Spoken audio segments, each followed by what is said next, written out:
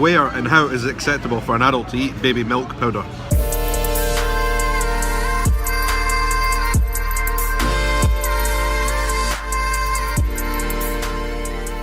Guys, have you ever seen acai before?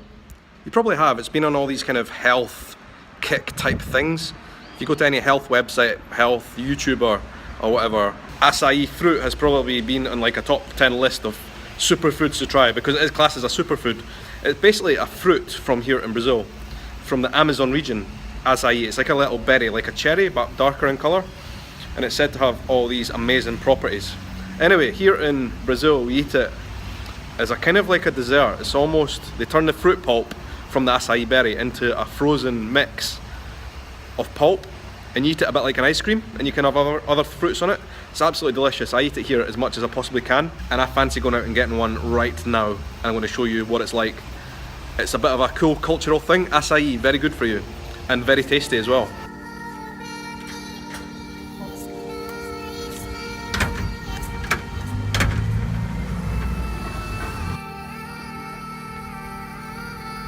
There's a place we go, not far from our house. It's like a little cafe or bakery type place where they sell this acai, and they also sell coffee and cakes and stuff like that.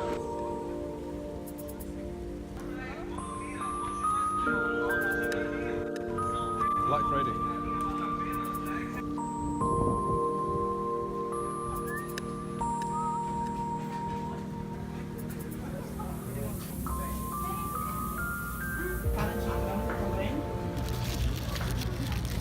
This here is pão de queijo, or cheese bread, which is where this cafe gets its name from.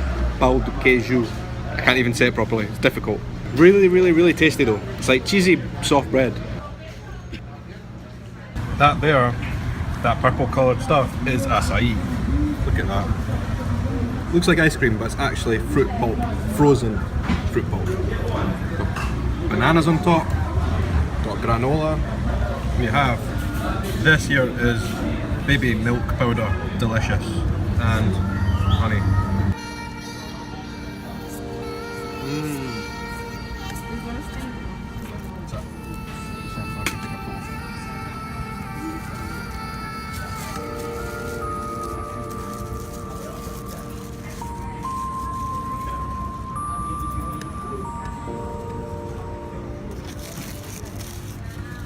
I remember the first time I had this here. It's baby milk powder. I was like, I remember that taste from somewhere. And of course I remember it from when I was a kid. Here they eat it with acai and other stuff, and it's amazing, so good. I love this stuff. The thing about baby milk powder is, it is delicious, right?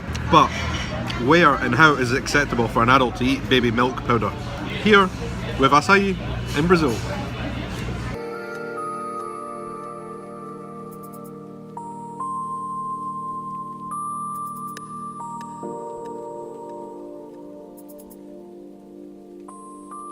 Alright guys, I'm back from the cafe where we were having acai. Acai, I want you to talk very quickly about it before we head back out again, because we're about to go out to the beach quickly and take some photos. I'll explain more about that in a wee minute. As I said before, acai comes from a berry, from a tree, from the Amazon rainforest. It looks like a black cherry kind of thing, just a little round berry like that. They have been sold recently around Europe and America, discovered if you like, that's what they're saying. In all kinds of health bars and lots of different online health programs, because they are said to cure all different kinds of diseases, heart disease, cancer. There's a lot of stuff on the internet saying it cures cancer as well. Acai berries, although they are very good for you and they have natural energy, it's a bit like drinking Red Bull when you have acai. I don't think there's been any solid proof about what it can cure. I think there's a lot of myths, and that is why a lot of people in Europe have been selling it for so expensive. Like, if you buy anything with acai in it, the price is immediately really high in Europe and America. They know for sure that it is good for you. It has a lot of antioxidants in it. They know antioxidants are actually very good for you. So that is where a lot of the health benefits come from. But to say that it cures cancer and stuff, I think is very unproven. And guys, listen as well, the ones we eat here in Brazil, like we just had just now, it's filled with sugar to make it into that kind of dessert, sweet dessert with the frozen pulp. So probably not in its healthiest form, but still delicious. And it is good for you. Whether or not it cures all these diseases that they say it does, who knows, but marketing people are very savvy. Don't buy the £25 pounds, dollars a shot, little acai bars. Anyway, I'm heading out.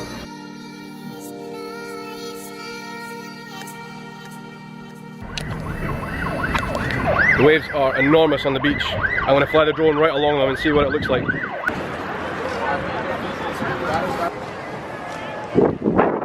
It is winter here in Brazil and it's cold.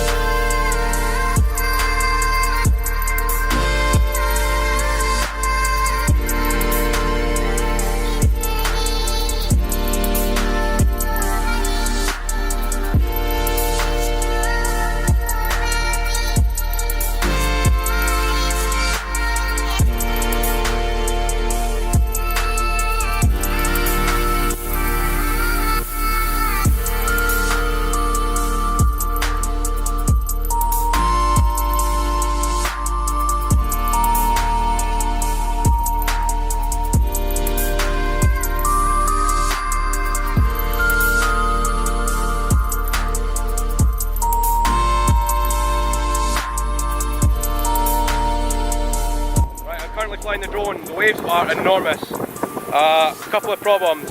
There's a lot of spray coming off the ocean right now because the waves are so big. So the drone's getting a bit damp, and so am I. And it's really, really cold as well. Got a few shots of the waves, so I'm happy. I'm gonna go back home now. Good to get some salt air in the lungs, especially when you've got a cold. Alright, we are about to get in the car. We're going driving. I've not driven here in Brazil for about a year, at least a year. Since we were last year in Brazil. I don't know if any of you guys who watched the vlog since back then, we had a little red car, but we have since sold it. So since we come back to Brazil, I've not been driving, but my mother and father-in-law, who are from Brazil obviously, are here in town and that is their car. And yeah, I'm gonna go and pick up my mother-in-law in the, where she is? Shopping mall. So, interesting fact for you, I only have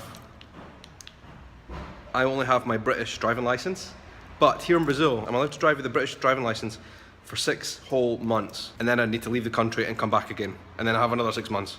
Some bizarre rule, but anyway, I don't need to change my driving license. I can drive here pretty freely, but I do keep my passport on me because that is one of the things that they ask for. So yeah, I'm gonna go drive, pick up my mother-in-law.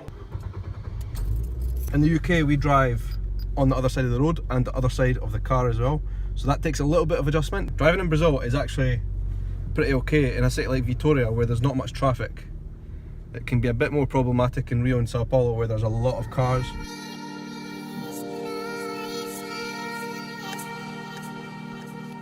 One thing you need when you drive here is confidence, to be assertive, sometimes aggressive.